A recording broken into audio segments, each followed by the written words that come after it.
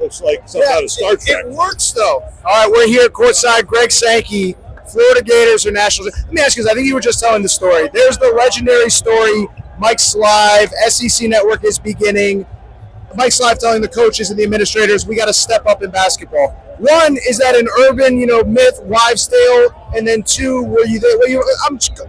I'll give you the floor. SEC Network launches. You got to talk. You got to ramp up basketball. Well, we weren't very good back then, collectively. Kentucky had a great year leading into 2014, 2015. But we had a decade where we had 3 teams selected on 4 occasions.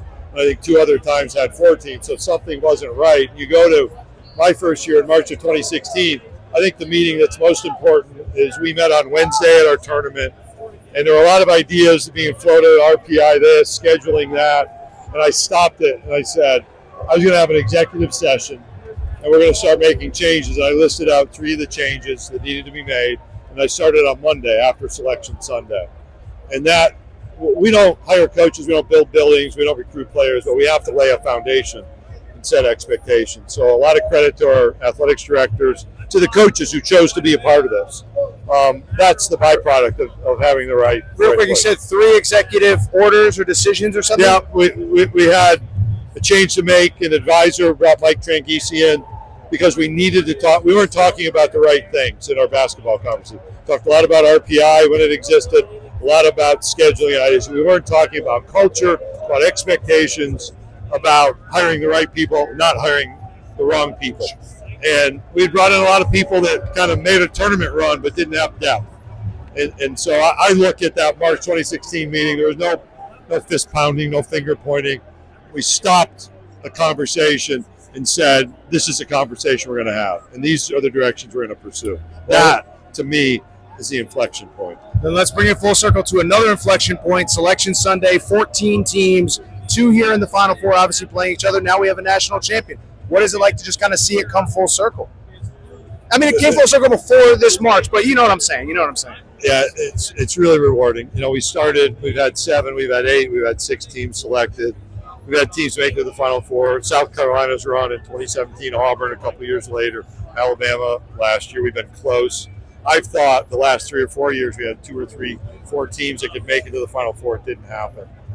And so to see the 14, you immediately had they may not perform, and then they just kept performing, leading to tonight. And tonight's validation in a way. Had it gone the other way, I think we still would have been looking back on an incredible year. But it's pretty nice to have the trophy in the SEC for the first time since 2012. So fantastic. Last one. I know there's a long line to talk to you.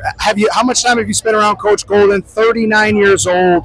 He's going to be with the Gators for a long time, and obviously, again, many great coaches in the league, but he's obviously etched his name, right towards the top. When you get to March, you see him in our tournament. Sure. They stayed the whole time, Friday, Saturday, Sunday. It's 3 days. So you interact. He gave me the hardest hug. After we beat Norfolk State, I was standing in the portal. And not the literal portal, thank goodness. I said not the literal portal. Not we can't have you leaving the SEC. The exit way, yeah. Okay. The exit way. I was standing in the exit way. And I was just going to shake his hand, man. He hit me like a linebacker. He's not bringing it, but he brought it. What he said, just to give you a hug? It was his first tournament win. Okay, right. I had been when he played Murray, when Matt and he went head-to-head at Murray in San Francisco and Indy in 22, and so I'd watched him there. And so you talk, you get to know coaches. You go through these kind of runs, you know them a little bit more.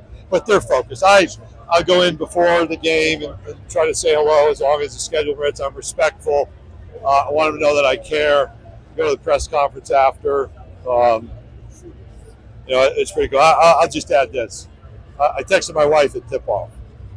When we dated in upstate New York, central New York, in the early 80s, we used to go to high school basketball games. I want to be a high school basketball coach. And for me, it's pretty cool to be sitting there the national championship game, just kind of thinking about the arc of a career where I thought it would involve a lot of basketball in a very different place in a very different way. So I'm really proud for everybody in our league that we're back, and especially proud for the University of Florida. Now, I'll say it so you don't have to. Now you get to run the best basketball league in America. Yeah. Thank you for your time, Craig. Not that we have other things that are best, too. Hey, it's on the baseball season. Let's go. How many we getting to Omaha? No.